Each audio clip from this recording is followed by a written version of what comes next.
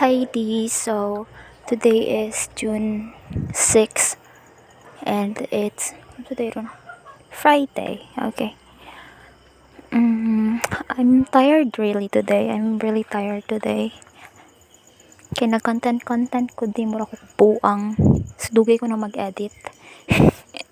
Pero I have a productive day kanina hapon.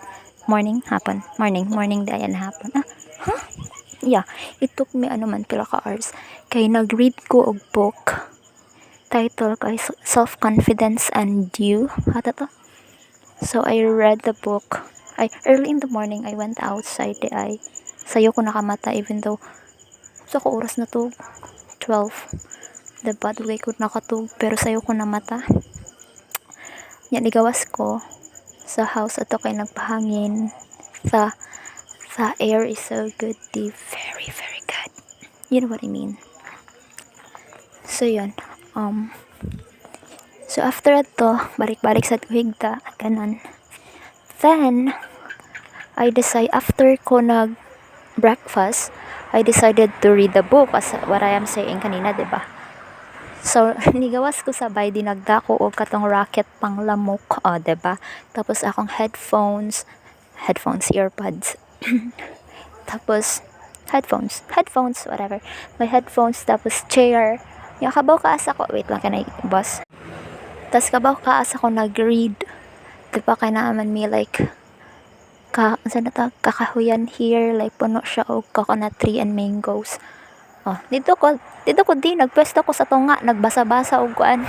Nagbasa-basa og libro while nagracket-racket sa mga So I finished the whole book. Ko manon siya nako before ko mag-phone, like magbabad sa cellphone or like unsa pa nga lain. So after nako basa, around 12 na ba to? 12 kapin, So igo sa ding paniud to. After nga niud to kay nag-assemble ko sa kadtong wait lang. Nag-assemble ko sa kadtong mga building blocks na ko pa. And it's a orange cat. Saba. I'm really tired so I have to make this quick. I was planning to record tomorrow na lang pero so yan. After nag-assemble ko, it took me around 1 hour kapin. 1 hour and 45 perhaps. Tapos yan. After adto, nag-K-drama ko di. Kay gabi manggod. Nang nilive ko sa squad. Namo ni Ace. Tapos, gi-end na ko. Alangan di good kay sige sila dula atong ambot ba. Feel ko, yun sa to niya, igagaw pa to niya or sa. Sana all. Sige magtuwa, diba? Tapos if kami magduwa, mag-iyahay pa mag-start. So, uncomfortable kaayo sa'yo. Maka-join pa ko nila. Ganun. So, yan.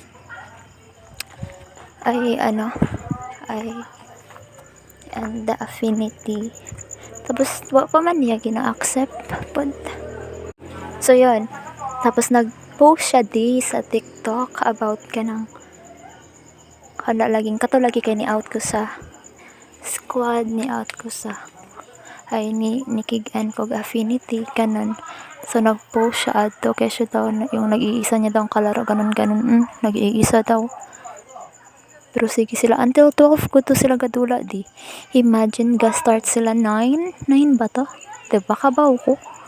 Gi-block man ako iyahang Smurf account. So, gi-unblock na ako balik. So, nakita na ako. Tapos online sa Zikoan. Hanap mo to siya nga.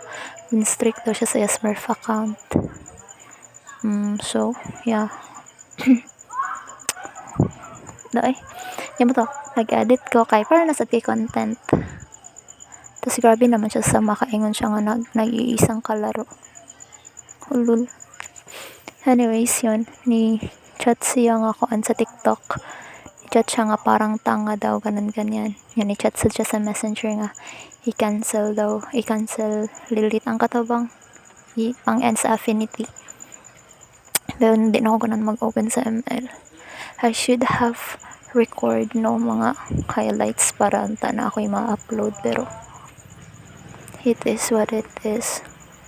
Hinay, wala ko yung gana sa Pero okay ra na eh. So yun, ikapoy na ko di. Ako pa din i-edit. Tapos upload. Tapos matug na sad ko. I don't have a plan. I don't have a plan. I don't plan on responding though. Sige di, I'm tired. Bye-bye.